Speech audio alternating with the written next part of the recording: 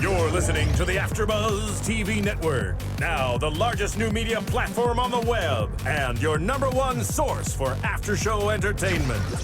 Very good, Keith Johnson.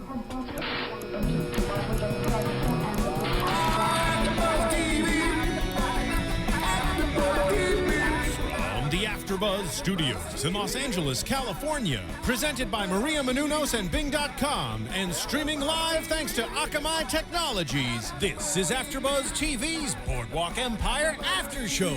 We'll break down tonight's episode and get you all the latest news and gossip.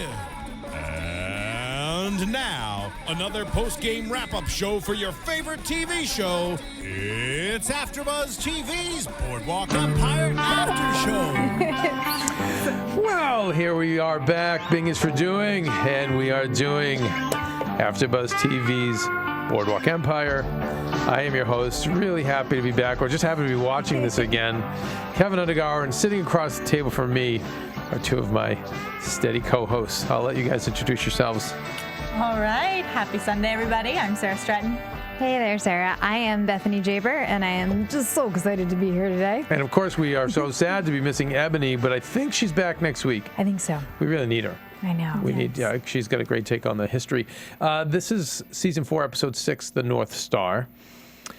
And I don't know, I loved it because I love this show. I loved the episode. Overall impressions is love. I'm feeling kind of mixed emotions. I feel like the pot's being stirred, and I like that.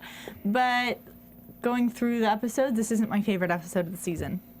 I'm curious as to the title. Who is the North Star? What is the North Star? And I'm kind of looking forward to getting into that in a little bit, because I have no idea. I just don't know. Like, I felt like we're almost starting with like a new slate of exposition, because we were so heavy into Chicago last week, and now we're really getting into Tampa that I'm like, what is going on? Where are we? I mean, I feel like we've talked so much about the power of women this season, and I feel like this episode furthered that by calling it the North Star, and then the women really being the sense of direction and taking it through places. I mean, the line was actually said by, I believe, Tommy towards Richard, like he's explaining him how to get home. But it's really getting home to Julia, and Julia is the driving force there. And then as well, you see Daughter Maitland kind of guiding the way, Sally, Margaret showing that she knows so much and knows Nucky so well. Such a cryptic conversation. Exactly. I mean, I just felt that the North Star was really pointing to the women of this And episode. I also think, and further, homecoming. We're all going home. Everyone's going back to who they are, what they're supposed to be. And if you notice all the characters, you're seeing that. And I think to see what they're doing with the women on the show is incredible. I think why the show, and hopefully they'll just keep spending the money to give it to us, but what is so interesting is we have so many different worlds. We've got Tampa, we've got New York, we've got New Jersey, we've got Chicago. There's so many legs to this. I love how we have Dr. Narcisse and we have Knox, two super villains who are totally different than what we've seen before, and more powerful and more twisted. And I think on other shows you always get that one super villain a season, you know. And with us now we have two. I don't know. I'm just No, I agree with that. And the men were so unsettled this episode. I felt unsettled. I like my men strong and, you know, bearing their axes and guns and whatever they need to do to get things done. And it was really the women's episode this time. You're absolutely right, because like we began in Penn Station, which was amazing. Yeah, I'm just always, you know, when you visit New York, you get to see what Grand Central looks like, but I think Penn Station, they took it down, and don't quote me on this, I want to say they took it down in the 60s, but it was supposed to be just so incredibly magnificent, and we open up there with Nucky super present, and the cup is just rattling, and he's unsettled, and they're all unsettled, and it's, well, you know, unsettling. Showing you that this whole world is shaking, and you're trying to find out, he's trying to figure out what's wrong with his life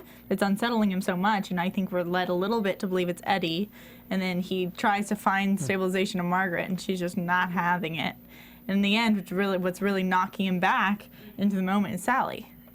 Right. Mm-hmm. I mean, we'll get into all the specifics, but I tell you guys every time I'm watching this, I'm like, I want to time travel so bad. The show they do such a great job of creating the 20s. They really do. It's a beautiful world. And all different parts of that world. Mm-hmm. Mm-hmm. You like this many different areas, sectors thing, but for me, sometimes it leaves you so on edge for so long. Like, because you can't cover everything in one episode right now. No. You see everyone basically every other episode. Yep. And it's like, are you intrigued enough? Are you motivated enough? Like, each week that... Because, like, right now we have so much build-up with Eli. And what if we don't see him next week? Like, I want answers next week, but most likely I'm going to have to wait a while. And then it's like, I don't know if It feels like it's every other episode. I know. I'm not sure if I really like that. I think coming off Breaking Bad, that's so intense. I'm relieved a little bit right now and I like the idea that we have legs. And so let me flip this then. Okay. Because I agree with what you're saying. I mean, I understand what you're saying. I don't agree with it. I understand. Let me flip this and ask you: could you go without Chalky? Could you go without? I could go without Chicago, without the Capone. I could go with a little bit less of the Chalky Daughter Maitland information if they brought Dr. Narcisse a little bit more into that. Like, we spent so much time with that this episode. We didn't see them really connect to anyone else. We saw a little bit of family ties, but we didn't get to see that world connect with the big picture. But I'm asking more specifically. I'm not asking that specific about Chalky. I'm saying, are you willing to lose Jersey, lose Chicago? If are you willing to lose all those things? I'm not personally. I love the acting. I love the worlds. I love how they do. I could lose one of them. I can lose one. I can't let go. I can't. But also I feel like it's organic the way they put them together. I don't feel like it's forced. I agree, like sometimes we take a step maybe too far where we get into their families, but then all those that's all revealed to me who Chalky is. True. So I'm just not ready to. I get it. I mean, for me, some of it was maybe in some of the directing this episode. Maybe that's it. Like I understand the need for the song and the exposition that it was. Oh, going to the song. Yeah. That's a different subject. Oh, gosh. Okay. So wait. But we'll talk about I think maybe some of it is the direction. It's not threading. Because I'm not ready to part with any of these worlds, but yet I understand in the way it's been. If one completely was gone all of a sudden, I'd be sad because I wouldn't be like. Right. You would bum out. No, but if next episode some big huge thing happened and then 2 episodes from now one sector was kind of killed off or something or got squandered, I'd be okay. I think we just want our cake and we want to eat it. I think so too. too. I think we're just like, can we have the cake and can you do my laundry for me while I watch this? Exactly. I think if we could watch this, whatever, 16 hours or 10 hours, whatever it is, in one sitting, or say 3 sittings, let's say, we'd probably be okay. We might need some meal breaks. Yeah, maybe. I don't know. Maybe. You know what? It depends on how often you have to. But the Oscars, AMC Movie Theater has this great program that they'll play all the Oscar-nominated films in a row. And they have people that will go in there for 14, 15. And to me, that's a dream. I could totally do that. They, now I'm digressing, but the day before the Oscars, they have forums in which all the cinematographers that have been nominated and all the editors and directors have been nominated, and it's totally free. You can go to the Egyptian and you can sit and do a Q&A with them. It's amazing. And how much would you learn about the business? That's insane. So much. It's totally amazing. I go every year. I love it. I love it so much. We're going. Yeah. Okay, cool. Okay, anyway, but tonight there was one thing that dragged, the singing for me dragged. Yep. When some of the singing acts we've seen in the past have been so funny and quirky, and then that music has also just tied into what was going on to the scene. Yeah. I'm thinking about, was it Nucky and his mistress and her little song and song routine. It just so much was going on in the room. It was so interesting. Tonight was, I I would have a couple of lines and let's get out of it. I agree with you. We've also Absolutely. seen her sing quite a bit. Like she sings like almost full songs a lot. Yeah. Yeah. And I mean, they do. I think that it's good that at least the songs relate to story and kind of relate to the emotional tension or whatever's going on between her and Chalky. Like each time, like they're each very. So wait, so were you okay with that? I felt like today's could have been shorter. Her singing in the past hasn't bothered me, and it didn't, like, I was fine with the Sunday Stroll one with the son playing piano. Yeah, no, I haven't had a problem up till now. I just thought tonight was like, I get it. Chalky, has his eyes on her, and I'm out. Like, that's all I'm saying. There's too much. Yeah, for me, I just needed it contrast by either like a really high energy scene before it, so then I could enjoy the lull. But it just felt like lull. And again, but listen, to lull. I don't personally, unless you guys want to talk about that more, I don't want to dwell on it because I love tonight's episode and I love this series. Sure. I can totally live with it. I agree. Let's start out by talking about someone who's our favorite, which is Richard. So we see. We see Richard's, I don't want to call him the father-in-law, but Kind of is.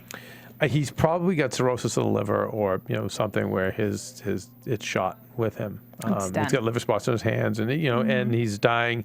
And Richard, to me, it's almost like a guardian angel. To me, it was just interesting. I mean, you said that out loud while we were watching. I don't know if you knew you did that, but you're like, he's like the guardian angel. Oh, such a loser. But to me, it also reminded me of, I believe when we first met Richard, it was in a similar hallway in like a medical It's setting. the same hallway. It's the vet hallway where they go and they're about to get tested for, I want to say it was like post-traumatic stress disorder or something. So to get him re-involved with everyone and with this town again in the same place, I thought was bringing things really full circle, except for now he's being very honest about what he does and who he is. And so although we're back to the beginning, he's coming back like an open book to these people. And so I really liked that re-entry. It was kind of weird because I was like, why is he there? Maybe this weird broken arm thing. Who knows where that's vet coming hospital, from. that's where you would get your treatment. Yeah. Back then. And vet, now. The vet world, Yeah. So, but I'm glad he's back. I am who I am. Who else could I be? Oh, God. Right? God, that just breaks your heart. Right. I mean, I don't even. It explains all of everything, all of his drinking, all of Paul's abuse. You're like, okay. I mean, it's not forgivable, but it just really opens your eyes to go, okay, this is why you've been so awful for the last season. Yeah. And the girl from blowing the girl's head off. Yeah. But I thought it was funny at the beginning of that story. What he says that causes him to kill her is the fact that she couldn't provide the substantial proof, which was kind of a theme of the episode. Yes, absolutely. Being able to have these legal justifications, these documentations, these letters, like we see it with them trying to get the safety deposit box open by using the law, and then it's reiterated in this story where he says that he basically had to. He was forced by this higher power that demands a certain like justification, but justification isn't actually doing justice. Right. So like the justification was to get this identity. But he killed her without, and that was really going against justice. And that the safety deposit box is the same thing. They're trying to uphold the law by saying, giving you these letters or this whole things, and then he comes in with a badge, and everything that law is put in place for gets broken. Yeah. Ooh. So, but I think it was also somewhere else, and I can't remember where another theme of proof was. Just with Eddie and Eli looking through Eddie's stuff, just being like, he had a son. I had no idea. Like, I don't know. I thought I knew you, but I don't. And that's trying to find out who somebody is. And we'll get into Eli and the fact he doesn't even know his own son, but just going to sticking with Richard. Yeah. Sorry about that guy. It's interesting that they know. These people know who Richard is. That's what's really interesting that the dad does. And, this dad is just always this mean guy who hates everybody. But when he's like, Richard, he turned into a like another guy, another person. Well, he was another person. He just found out he was like dying. Yeah. That changes you. It does change you you. need the help of. It does, but then also, you know. But that's who Richard is, though. But Yeah. he knew who Richard really was. Mm-hmm. And I find that guys like that, like I totally buy into that character of the father, who just hates everyone as negative, but knows who people are. He knows who Richard is. And to me, that makes you a hero. You know, he said, you know, about killing all the guys. And he knows he'll be good to the daughter. And Okay, but Paul is accepting, right? Paul's accepting, but is Julia accepting? yes, of course. Yeah. Wait, Yeah, wait, I no, felt because like- you're smarter than all of us, it seems, on this. So you tell me, because I was. I feel like Margaret, Julia's very knowing. Like when Tommy walks the other way and he goes, "Are you coming?" She said something along the lines like, "Of course he's coming." It's an intelligence, it's a knowing of who they are, but I don't know if she's willing to accept it. Like Margaret wasn't willing to accept Nucky back into his life. She's fully aware of what he does and who he is, and they can have all these conversations with all these underlying texts, but she doesn't want a part of it. Julia is walking that line because she knows, but she hasn't really opened her heart again in my mind. Like it's more of just a. She's also it's kind just of cold. She's aware. She's also cold and tough and. Okay, she might be cold and tough, but in their first like get together, she was the one who made him kiss her. Because she's Yeah. the She has- guy. She's Yeah, the she's she's the the dude. driving she's the force. dude lady. That's what I think. Yeah, but So- I felt like she was okay with who he is. What she was pissed about She was that he asked for proof left. too. That's it. But she asked for proof Yeah. too. She asked for him to prove that what he was going to do to make sure she would say that she would believe in him, and he doesn't know what he can do to prove to her. But she still says he's coming. He's coming. She knows. That doesn't mean knows. she's still waiting. She's not like fully embracing him with open arms. He still No. has things to do. I just don't think she's a fully embrace, open arms type of No, chick no, either. no. But listen. I know I agree with what you're saying. She's got her skepticism, but I just thought it was the sweetest moment, and what a great shot on the bridge. Yes. With the little boy, "Are you coming?" And we all were like, got choked up, and she's like, "He's coming." And I mean, what is a bridge but an in between place? Right. You know, and they're going back onto land. So I think they'll be together. I think it would be nice to have one happy family. It would be cool. You know what, Sarah? Here's Happy, why. very irregular family. Yes. Here's why you might be right, Sarah. You know, it may be more. Their relationship may be just for the boy. You know, might just be for Tommy. Ooh. And that's where maybe you're right. Like maybe she's not going to cross the line with kissing and things like that. Maybe it's going to be he needs you in his life. He needs me. And I think she's got to be spooked from Jillian. Mm-hmm. And what she doesn't know is I think Jillian's going to clean up now with her new guy, and I think they're going to come back for Tommy strong. Yeah. Or stronger than ever. She's going to need Richard. Yeah. You know, so Yeah. but it might not be a sexual thing. It may just be that they're partners in raising the. Responsibility. Yeah, maybe. I don't know. Anyway, it was great. It was nice. It was Totally. where we love poor Richard. Just He's accept- back. That's good. Yeah, and he's back in that world. Yep. But as usual, because he's so kick-ass, I just think some of our other parties are going to need him at some point. Of course they are. Yeah, we all need Richard. I need It's going to be Richard. Jillian's fault. That's what it's going to be. What do you mean? I mean, you think that Jillian's going to come back and play hardball with getting Tommy back. Yeah.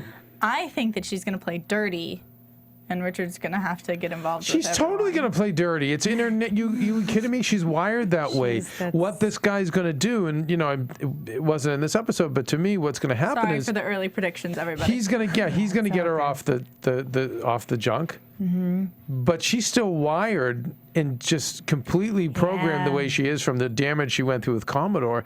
That. Oh, no, she's just going to become a clearer head, which is more scary. Which is dangerous. Which is more scary. Oh, yeah, you know, you're totally right. But now she's going to have a clear mind. I agree. And she's going to have this guy's money and his power. So that's what I'm saying. She's going to pull out all the stops.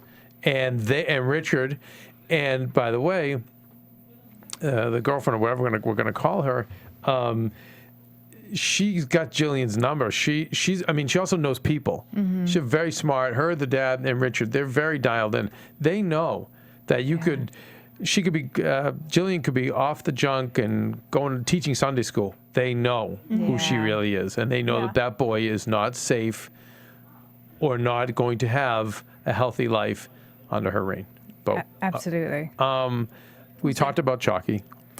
We did. A bit. We did. I love Chalky, and I know a lot of our fans have been saying they think he's gonna perish and get it. I totally disagree. I'm with you on that one. Absolutely. He runs too, and you said this earlier, Keven, parallel to Nucky for that to happen. I mean, they're both living similar lives, just in, They're like brothers from another mother, as they say. Exactly. Yeah, there we go. And they're the true partners, I think, the way they came together last year. And I mean, go ahead, Sarah. You've got that look in your face. Go ahead. I'm just thinking, it's like, for me in these shows, especially on HBO, as like a kind of network in general, it's always the ones that you don't expect or don't want, and Not always. almost always. No. Or, I mean, there's some of the justification kills that you're like, thank you, this finally happened. But there's a lot of them that and I'd never even thought about Chalky kind of being the one to get the axe. So the fact that I'm so shocked makes me think that he will. I have this weird superpower. What is this weird superpower? I've always been able to look at these shows and kind of know who the people are behind the actors. Okay. Okay. I trust you. I believe you. And my thing is that I'm due to be wrong. I mean, at some point, but I think that. But if Chalky dies and lives as it's parallel to Nucky, maybe Nucky will get a warning out of it. Maybe, but my point is, and I have nothing to base this off other than instinct, is I think I have a handle on when an actor is well liked because of what kind of person he is outside of the role. Yeah. And more often than you think, when these guys and girls get killed off sooner, more often than you think, it's because they're difficult. Yeah. Or they don't get along, or there's just not that love affair. So it's either like, okay, this is good for the show, boom, or it's really difficult to work with, get them out. And on this show, especially because you have so many characters, you can kill anyone. I have a feeling that the actor is a great guy, and I think he's very well liked by the show. Yeah. I know some of the producers, I never want to ask because I don't want to know. No, I understand that. But that's just a feeling. And when he does, or if he does, it'll be more toward the end, but I don't think so. I think he is such a work in progress as a character as well. There's so much more for him to do and grow. You don't cut him off now when he's in the kind of, as I said, the nouveau riche suits, and he's finding his way dealing with the race clashes, with he's dealing with culture clashes, money, like a different social class to be in now. And at every turn, he's emasculated. When he goes home, he's emasculated. He's in business, he's emasculated. It's like he's just such a almost easy character to write for because he has so many obstacles. I see where you're going with that. And I think where you're bumping your head, Nucky's always bumping his head, it seems like, and this character bumping and growing, and kind of, whereas a lot of the other ones are just, they are who they are, or they grow just a little bit. Like Doyle's Doyle, and Eli is Eli, and Eli is grown a little bit, but I don't see him really going to continue on that growth thing. I think it's him and his 8 kids, and that's it, and we're going to see problems with the son because of that. But with Chalky, he's just growing so much that I see that in Nucky, and that's why I don't think he goes. And again, Narcisse, he's not growing. He's just he's there. He's arrived. He's at his. He's an obstacle. That's what he is. He's just this pillar. So, and that means somebody that like Chip, who could be, So anyway. But I other than the song going a little long, I love his world, and I love always seeing everything going on there. Their new love affair. Well, let's talk about that. So you guys were talking about violent love. What were you saying? God, it was really the episode of violent sex. I mean, Nucky was having his, and Chalky was having his as well, and it was coming from a very I don't know. Brutal? Display? Carnal, and just... there was some throat grabbing? A deep inability to communicate. They really could not verbally say what they wanted to say to each other, so physically it just happened. And it was very intense. I don't think they like each other at all. But I think it's that dislike that makes them, I don't know, just collide. I mean, I agree with you. I can't really figure out where her motivations, what she wants. That's where I'm like, is she a pawn? Is she? I mean, we know she's brought in. You can. Are you going to? No, go ahead, keep talking. No, it's like, but she's obviously brought in by Dr. Narcisse. That's how she got this gig, and she's not really seeming to do her job because she's making everyone feel like downers in the club or whatnot. So I'm like, is she a spy? Is she being? She's definitely being. Well, I mean, Keven, do you have something to say? No, keep talking. Well, no, is she an artist? Is she a spy? Is like, yeah, what does she want out of this? Does she just like to mess things up and have things be messy and play with men's emotions? I mean, is she there to take his business from him? I want to know what she wants. Tell us. What does she want, Keven? Martin is in the booth. He's a fan of the show. Now, Martin, you wanted me to do something, say something racist tonight, so I didn't let the fans down. Excellent. The views I was going to say, here. no, she's both. She's both? Yeah, I think she's an artist, and I also think that she's a spy to a degree, and I think that Narcisse is her pimp. Yeah. And I think she's going to get conflicted because emotionally, do you think she has connections to Narcisse? I'm not talking about business because we know she has business connections. Do you think she has emotional connections to Narcisse? Some, but I think she probably knows what he is, which is the devil. And when she sees Chalky, who's human but flawed, I think she's gonna, I don't know, she's gonna probably switch eyes. But swayed by him. But this show's all about women being powerful, so we have to see what she does with that. Does she use that power over Chalky to help Narcisse or help herself? I don't know. I just know there's much more going on. There's much more going on than she's just singer who just is like, she's a good singer and she's put in this club and then she happens to, like Chalky. No. There's way more than that. There's way more. What was one of the lines that really grabbed me? And out of all, this in Breaking Bad, the subtext in these lines, there's always another meaning to all the lines and the symbolism, and we go up 10 minutes after, so it's so hard to dissect it all, let alone do it with watching it once. But when Chalky ever said, "What's it matter what I want?" To his wife at dinner, it's just, again, it wasn't just to the wife. To me, it just meant so much. Yeah. What does it matter what I want? Narcisse is telling me what to do at my club. Society's telling me what I can and can't be. If I want this woman, it doesn't matter because I have my wife. If I want my daughter to marry, what does it matter what I really want? What does it matter? I can have black entertainers, but only white people can be customers at my club. I mean, it's such a... what does it matter what he wants? It's true. It's probably the truest statement that was said this evening. And sad, too. Yeah. but then it's crazy because then later we see him say, "I wanted you last night." And even that has the double meaning because you're led to believe that it's, I wanted you in my bed last night, I wanted you physically last night, but it was he wanted her performance as business-wise a singer last night. So it's still never really getting satisfaction. He doesn't know. He doesn't. He's really trapped. And I love that, and that's why I don't think this character goes away. Because he's got so much more to do. Ones that... Well, I think let's talk about the fact that I thought that was great writing because I thought he was talking to her because why didn't you come see me? And this is why there's such hope for him to beat Narcisse, where Narcisse has his number and his levels beyond him as far as an opponent. And yet, so you would have thought that it would have been all about his loins and all about just banging the singer. And that would have shown how superior Narcisse is. But what I liked is when he's done reaming her out, it's like, oh, wait, he's not reaming her out because he didn't get a booty call. He's reaming her out because she didn't do her job, her job at the club, and this is what I need done, and this is my club, and you answer to me. And I'm like, that's the Chalky I know, and that's why he's got it in him to beat Narcisse.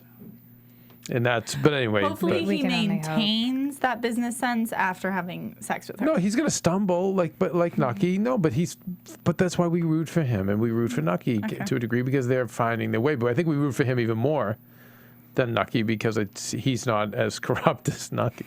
No, he's not as corrupt, and he is so much more going against the grain for him. Yeah, he's an underdog. Yeah. Super, super, super duper.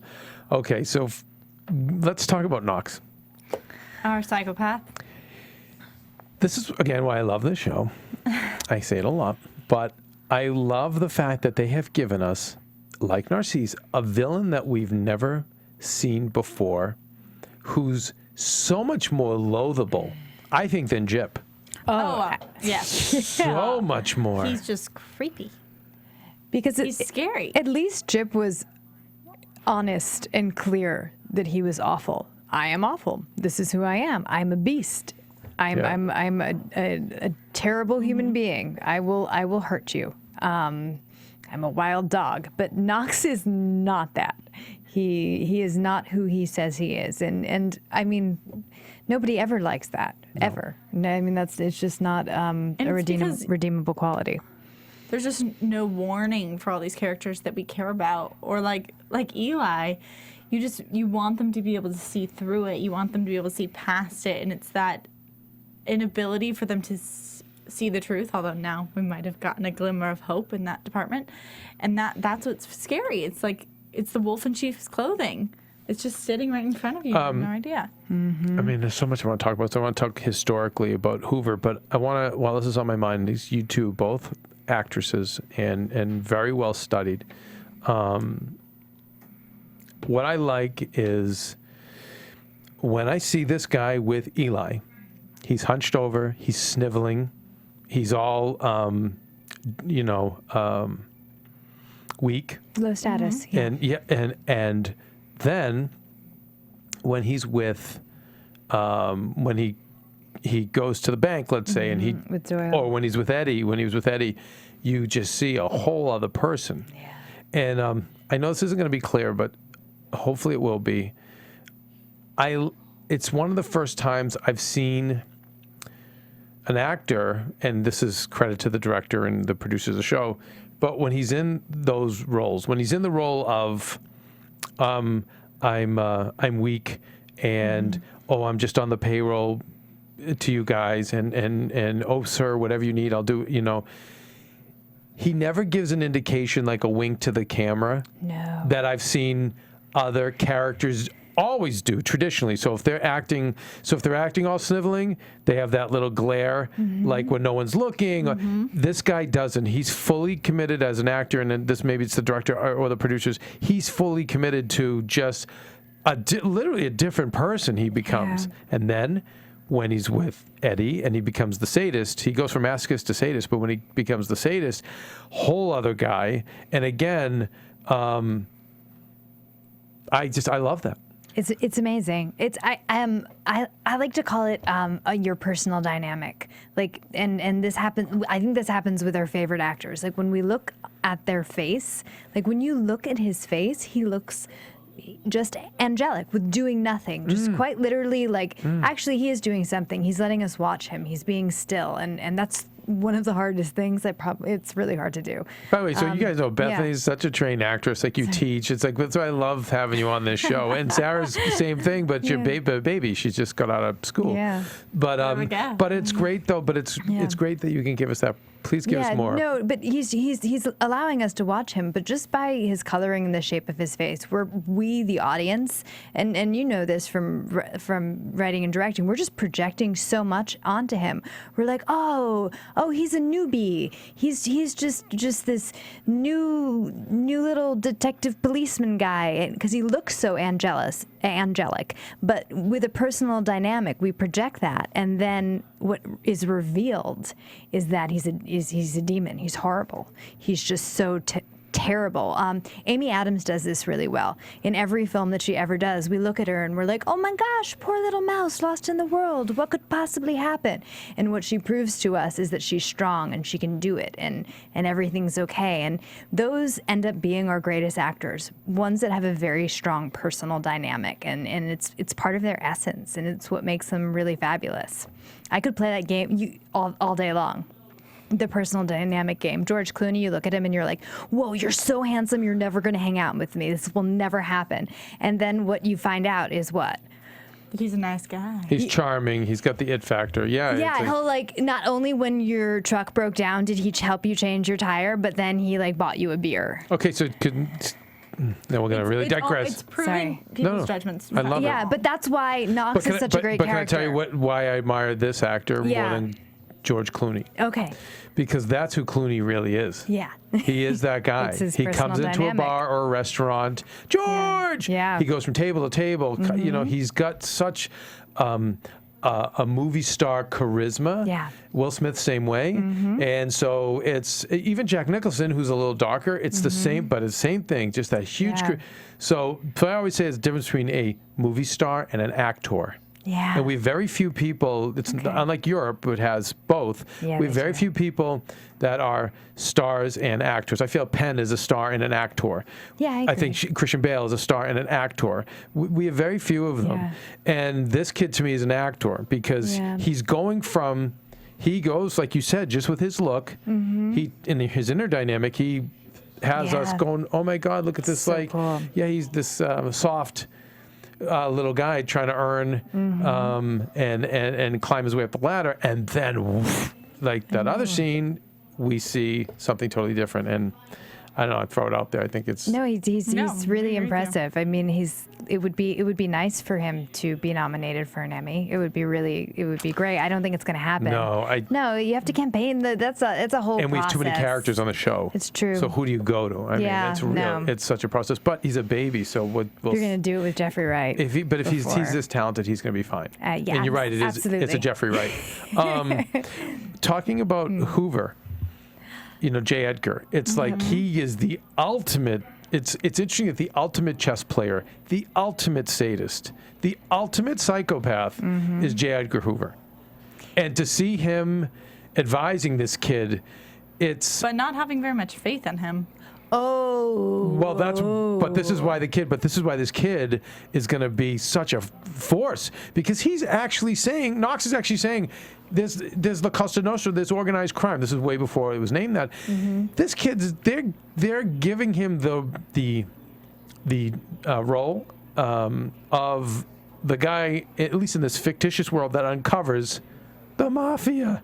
That had never been heard of up to this point. So think of how smart this kid is.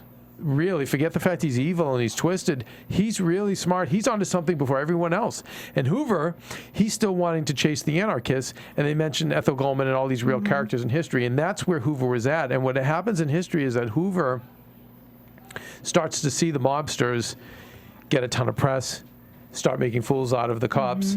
And Hoover, who was not at all about justice, he was all about self-serving, about press. Oh, absolutely. Opportunism, horrible guy that put whatever, and made it till 1972 in power.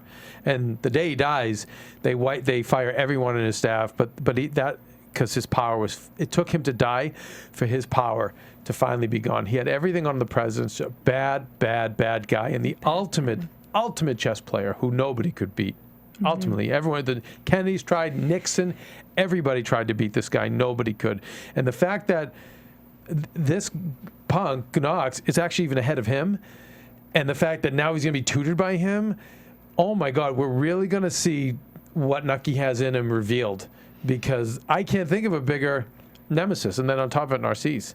Very interesting. And true, but he laid down, he has a little, although I'm not denying his smartness or anything, there's a weakness in this episode. We see the handkerchief handed over with the initials J something. And I mean, the only explanation we can have for that is that's his real identity. And we've had that J. Edgar, and I guess a different episode at one point, called him Jim. Right. And his name is supposed to be more Knox. Listen, no. I mean, he's going to, it's funny. We haven't seen the crack in Narcisse. I'm so glad we saw the crack because I'm hating this kid so much. I know. I'm just saying, fasten your seatbelts because the guy behind him, as I said, is the ultimate mover and shaker. Yeah. Beyond Gaston Means, beyond everyone else. You got 10 minutes. What, they're trying to throw us out? Oh, goodness. Really? Yes, that's per Marissa. I just do Per what I'm told. Marissa. I'm a I know, consultant, and I not saw- the general. So we're going to have to speed talk, guys. I guess we will. All right, that's my fault. Sorry. Yeah. Let's talk about Knox and Eli. Let us talk about Knox and Eli.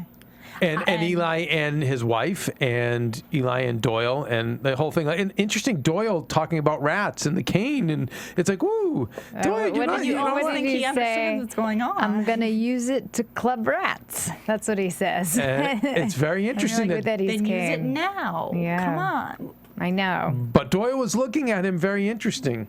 I don't know. I mean, I just found it so funny that they were putting Eli and Mickey Doyle in such close proximity because we do have the secret of what's going on with Willie still in the mix.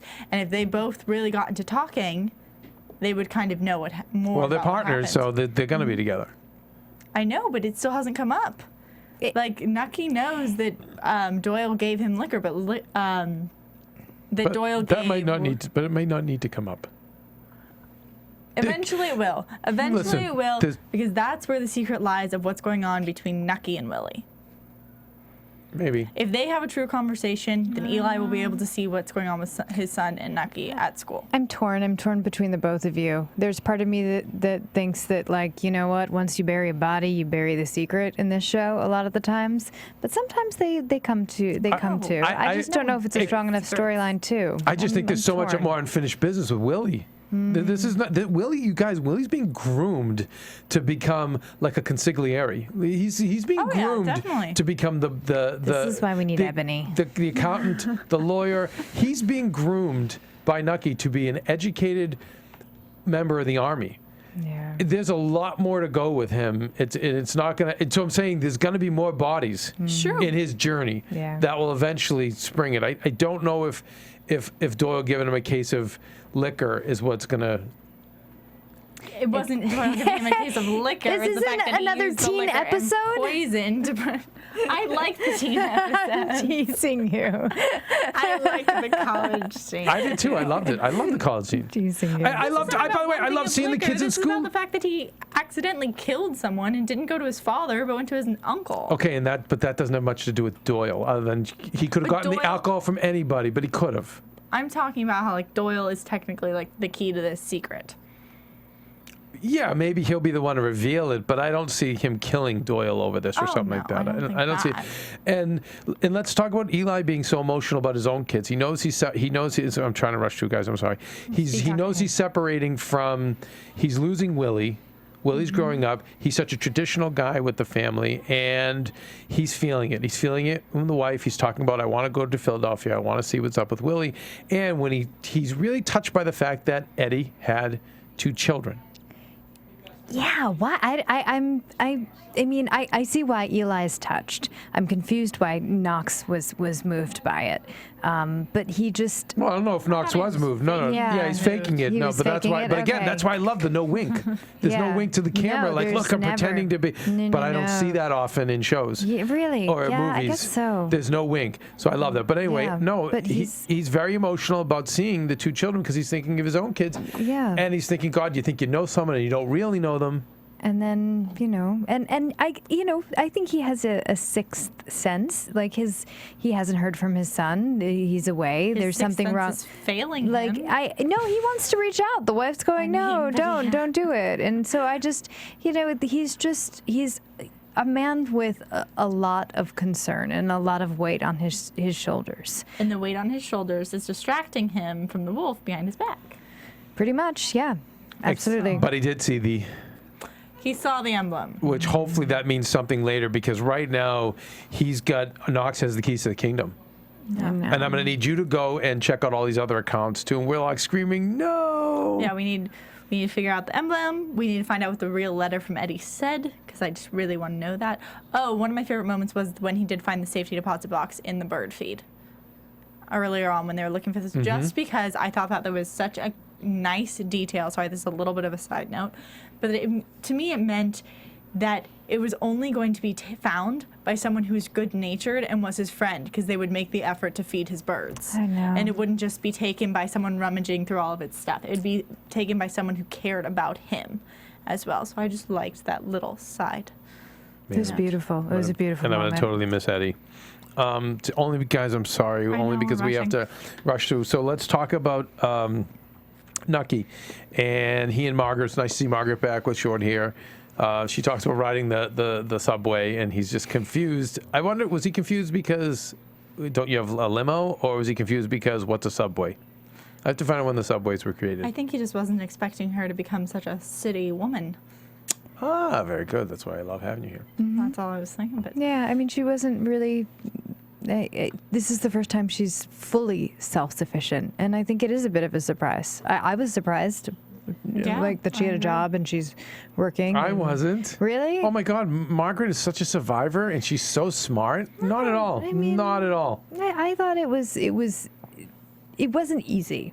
Is I guess is where I'm going with it for her. I mean, before she would have rather been with Nucky, who had lots of money, than work. So it was. I mean, she's always had the choice to work. It's always been there, but this time around, she's like, maybe this is the safer route for my children. Right. yeah, I mean, Yeah. she's definitely. I don't think she could have just come back for one episode, so I'm interested in where she's going to go and how they're going to really intertwine her back into this story. And there's more with the son. We know that. We know he's a kooky character. It's fun there. And I just love the box. Is there a creature in it? Oh, you don't put something alive in a box. Right. And it's like, Great. so awkward between them. And the way they talked in riddles to each other, it was a well-written, well-directed scene. Also, the fact that she knew you don't like cinnamon. Like, she knows him. That was. And he's like, well, it's like, like, I I ordered. hate it. Yeah, I ordered what. That woman over there had one. Right. And for some reason, I thought I had a craving. I don't have the craving. Right. What's the subtext of that? I don't know. He's trying looking at blonde. other He's having. He's with a blonde in Florida. I mean, that's not really like his temperature or his style. Really, he usually likes young women that he can take care of, or damsels in distress. And this woman is not. Sally is not a damsel in distress by any stretch of the imagination. She's a little ferocious. fiery, like cinnamon. Yeah, I mean. Right. There you go. It also Yeah. goes back to the fact that what destroyed their relationship was him looking at other women and, well, not completely, and falling in love with Didn't this help. other flapper that he'd been through like 50 times before and knew that it wasn't going to work out with. And he found Margaret, which was something different, and then kind of ruined their relationship to go back. And so I'm sorry. So now we go down to see Sally, and we yeah. see that Sally's just like firebomb and really She's tough, like Annie Oakley. really smart. And we get to see the world of Tampa, which is every bit as thuggish, but much more swamp-like, blue collar. It's not it's not the city slickers. It's the country version. Yeah. And those thugs down there are very strong, and ironically, run by a guy named Mr. Pierce, who is really Petruccelli. So he's another one hiding his past, like Eddie did. And he's Sicilian, and all the Sicilians back then knew each other. And of course, he knows Masseria, and he sends a subtle message to Lucky saying, you know what, I know you're doing something naughty behind your boss's back. That'll get us both killed. And, basically, I've got to bring him in. And this sends Lucky out of the deal. Just when we thought that Meyer and Lucky were back, like, had their friendship foundation again. He'll be back again. But I would say, I have something more racist for you, Martin. I know we're going to go soon. Excellent. But just watching the Jewish businessman and the Italian businessman. Because the Jewish businessman and Meyer is like, what do you mean? He's going to make, it's a business decision. What is the problem? We've come up with a good deal. It doesn't matter we didn't bring him in. Now bring him in now. He's going to make a ton of money. He's like, no, because, again, I'll speak from the Italians, myself. Like, no, he's emotional, he's vengeful, and he's going to he's going to kill me. He said he's going to kill Nucky still, no matter what. Doesn't matter if they're making money on it, and he's going to kill me. It's just very interesting. And then they sadly have to part ways, and then there's a little dig he throws at him, says, you little sheeny. And it's sad. And Meyer says, well, yeah, now, thanks. So now I know how you really felt all this time. But we know historically they are BFFs. Yeah. So they're going to be okay. But it's interesting because now what happens without him in that deal, and then but Masseria is Sally comes in. and That's what happens. That's right, but also Masseria is going to find out that there's money down there. Those guys don't take kindly to finding oil wells and other people drilling into them. Doesn't matter if it's out of this section. So anyway, there's more good stuff to come. It's just so interesting that they're just, you think it's going to be quiet and peaceful for 1 second, and they're like, "You're hunting over there? I want to hunt over there too." That's it. Just there's no rest. Talk about Sally and the look when he partners her in. Kind of, you see that look, and my take on the look was that she was stunned, and also like, wow, like I've got kind of a good thing going here. I'm tough. I run this bar. I make my money, but ultimately I know guys are the bosses, and I'm okay with that. I have my little niche, my little corner. Now you're really asking me to do a lot more. So she was shocked, and I feel like she realized, holy crap, these are very big shoes you're asking me to fill.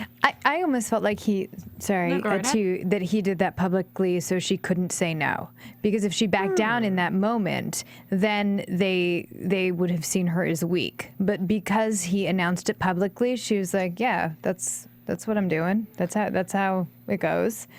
So now she's whether she likes it or not, she's stuck. I thought it was interesting because I felt like she, in the past episodes, she was the one who kind of put her stake in things out there. Like, she made it known that she was a powerful woman and had connections and was kind of wanting to be involved, like sitting down with the guys, having a drink with them. So, like, when she was shocked, I was like, well, maybe it's the shock of finally getting what you want, or maybe it's the shock of she finally got what she wanted, but it was only after she had sex with him. So it's now she has these, like, two confounding things, business relationship, sexual relationship, and I think it's going to be interesting to see which one she wants to participate in most. Ooh, I don't It's know. interesting, her quote about the alligators, they're nasty by the time they get down here. So is that who's nasty by the time they got to Florida? Right? Maybe all of the people that we're dealing with. I just who plays with alligators? I do all the time. What are you talking about? What? They're nice. It's just interesting I love the contrast of, I like the college. I love seeing what a little elementary school looked like back then, and now I love seeing what Florida looked like back then. It's pretty cool. Kevin, are you about to throw us to predictions? I am gonna. Before you do that, I should read some of Mike August's. Please. Yes, please. Thank you. From last week. These are Mike August, for those of you who don't know. He sends us the catches of the week after he's had time to look actually at these episodes, watch them a couple times. And so a couple things really fast that he sent. Recurring symbolisms last week. We talked about the birds in the cages, but also there was a lot of mention of Indians and American flags. So just looking back, if you want to find those. Also, he said, during the interrogation of Eddie, he felt that the broken piano represented Eddie being a broken man, and the walls were stripped bare and exposed, also a representation of what was happening to him. Other symbolism was, while Willie was in jail, he was smoking, and that was because the truth was clouded. Finally, George said, "God damn it," while getting frustrated with the crowd at Western Electric, and this is a total, opposite to him being Van Alden, because Van Alden would have never taken the Lord's name in vain. So by saying "God damn it," we're really seeing the shift of him entering in this mafia world. And that was just something that I found really interesting that he pointed out, because we've been talking about if this religious point of view still exists in Van Alden. And so according to Mr. Michael August, that line was the seal of the deal. He switched over. He's completely George Mjolnir now. No more Van Alden. Okay. And I just think it's interesting comparing Van Alden to our new Mr. Knox, and how they're both told to stop and they both keep pushing, and I'm wondering if we're going to have to... And one is even more twisted than the other. Exactly. Can we go to predictions? Yes, we can. Thank you. And now, your AfterBuzz TV predictions. Martin, so nice to have you back. It's nice to be back. It's nice to be home. So fast on the drop. Okay, really quick. We're going to see Torrio and Capone. We know historically that, well, I don't want to give it away because I don't want to be a spoiler, but I know what's going to happen. Yeah. If you want to know what's going to happen, according to history, look it up. Yes, and I still think that we stick to the history when it's historical characters. When they change the last name here and there, they play. But anyway, messed up shit's going to go down in Chicago, and we know Joe Torrio more and more wants to back away from this because we know historically he goes over to Italy and lives a long life. So we're going to be seeing that next week. I'm personally excited to see that. Great. Masseria, we see him, whatever he's going to find out about Florida. Okay. We're going to see Chalky and the girl, and I think this is where it's going to be like, well, do you want to be my sugar daddy, my pimp now? Are you going to, am I going to switch sides? I think that I'm going back to your last one before this question.